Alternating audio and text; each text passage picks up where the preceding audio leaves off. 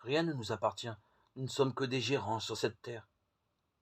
Tout appartenait à Dieu avant notre venue ici, et il le prêtera à quelqu'un d'autre lorsque nous partirons. Notre nature égoïste affirme: si cela ne m'appartient pas, pourquoi devrais-je m'en occuper? Mais nous vivons selon un principe plus élevé. Si cela appartient à Dieu, je devrais m'en occuper avec davantage de soin.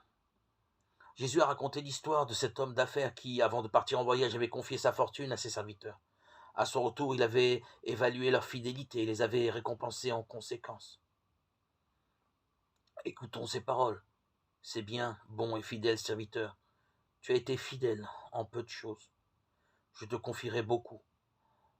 Entre dans la joie de ton maître. Matthieu 25, 21. Si nous faisons fructifier tout ce que Dieu nous a confié, il nous promet 3 récompenses. D'abord, il nous félicitera.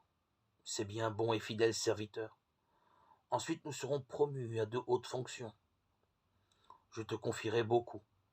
Enfin, nous participerons aux fêtes données par lui. Entre dans la joie de ton maître. Pour beaucoup d'entre nous, le test le plus sévère que nous devions passer est celui de l'usage que nous faisons de notre argent. Écoutons, si donc vous n'avez pas été fidèle dans votre façon d'utiliser les richesses trompeuses de ce monde, qui pourrait vous confier les vraies richesses du ciel? L'usage que nous faisons de l'argent que Dieu a mis à notre disposition a une influence directe sur la qualité de notre vie. Si nous ne pouvons ou ne voulons pas soutenir l'œuvre de Dieu avec 10% de nos revenus, ou tout simplement une petite pièce comme la pauvre petite veuve, comment pouvons-nous affirmer que nous sommes à 100% en accord avec lui?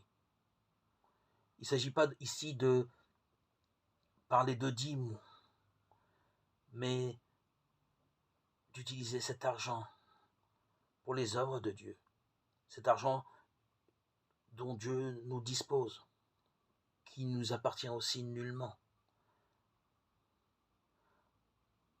Se pourrait-il que notre façon de gérer notre argent nous empêche de recevoir davantage des bénédictions divines?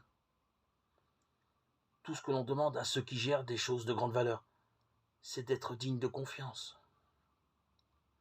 1 Corinthiens 4, 2. Dieu peut-il nous faire confiance? Pouvons-nous utiliser ce qu'il nous donne à bon escient?